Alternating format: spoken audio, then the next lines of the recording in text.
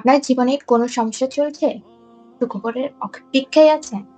জানুন এমন কিছু আমল ও দোয়া যা আল্লাহর রহমতে আপনার জীবনের প্রতিষ্ঠিত আনন্দের দুয়ার খুলে দিতে পারে। আসুন শুরু করি আজকের ভিডিও। আল্লাহর উপর ভরসা রাখুন। প্রথমত আল্লাহর উপর পূর্ণ ভরসা রাখা সবচেয়ে গুরুত্বপূর্ণ। আল্লাহ বলেন, যে ব্যক্তি আল্লাহর উপর ভরসা রাখে, আল্লাহ তার জন্য যথেষ্ট। সূরা তালাক আয়াত নাও ৩। আপনার অন্তরকে বিষ্ট করুন আর বলুন, আমার আল্লাহ যথেষ্ট। সালাতুল হাজত প্রয়োজন পূরণের নামাজ। যদি কোনো বড় সমস্যার সমাধান চান, সালাতুল হাজত পড়ুন। এটি ২ রাকাত বিশেষ নামাজ। প্রথমে অজু করে ২ রাকাত নামাজ আদায় করুন। এরপর দোয়া করুন। আল্লাহর কাছে নিজের প্রয়োজনের কথা বলুন। বিশ্বাস রাখুন, আল্লাহ আপনাকে শুনছেন।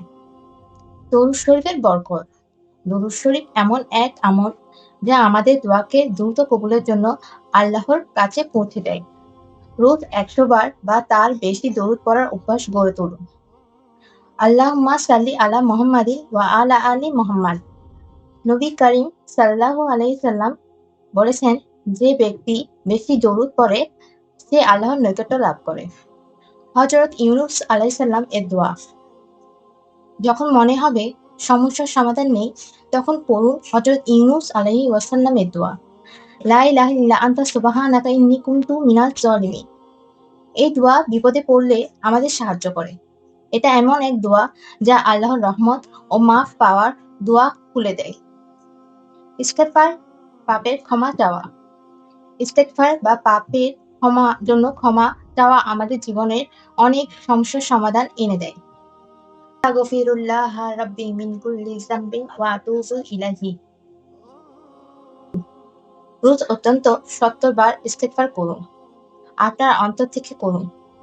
আল্লাহ তার বান্দাকে ভালোবাসেন। দান সাদকা এবং আল্লাহর রাস্তায় খরচ করা। দান সাদকা আমাদের রিজিক ও বরকত বাড়ায়। নবী করিম সাল্লাল্লাহু আলাইহি সাল্লাম বলেছেন, দান দুঃখ কষ্ট দূর করে এবং রিজিক বৃদ্ধি করে। যতটুকু পারেন আল্লাহর রাস্তায় দান করুন। এটি আপনার জীবনের সুখবর নিয়ে আসতে পারে। আল্লাহর সাথে গভীর সংযোগ। রাতে যখন সবাই ঘুমিয়ে থাকে তখন উঠুন।